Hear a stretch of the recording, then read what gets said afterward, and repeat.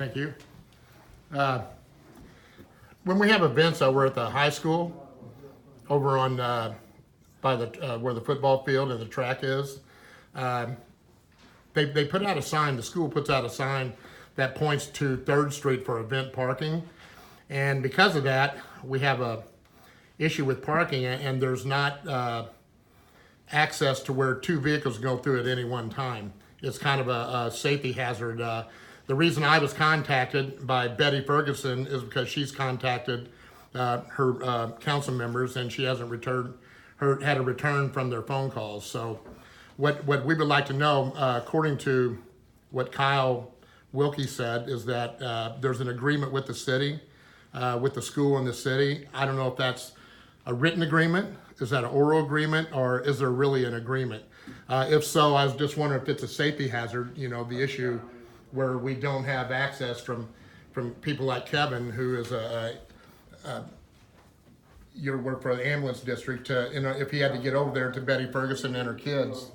And is that, and I spoke with Greg about this prior to the issues that are obvious here, but and he mentioned that they did have a safety issue at one time and the city did address it. Do you remember that? I guess you don't. But where we have a 1-lane road basically when we have events, and some of the people that have children and have special needs, especially Betty Ferguson, she lives on Park Drive, Park and 3rd Street there, and she has a special needs son that she's worried that if she has to get EMC over there, that there's no way to get there, and no one's addressing this.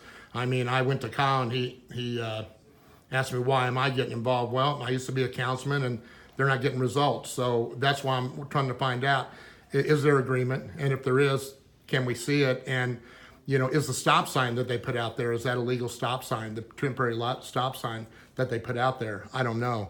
That's what I'm trying to find out. Is it a safety issue? If it is, can it be addressed? Maybe parking on one side would be a way to solve this. But that's what I'm trying to find out. Again, Kyle said there's an agreement with the city and the school. I don't know anything about it. When I was a councilman, I never heard anything.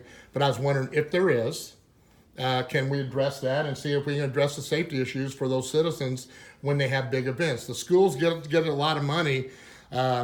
We've had problems back in the day when I was a councilman working with them on the baseball fields and whatnot. You got the city and you got the school. Those are 2 separate entities. But it's a safety issue, and I would want to know, can we address that? And if there is an agreement, could I see it? If there is an agreement, I'll show Betty that, or you guys can show Betty, or whoever her council members are. So that's my issue tonight, and I'd appreciate a response. And how long would it take to at least get an answer from that approximately?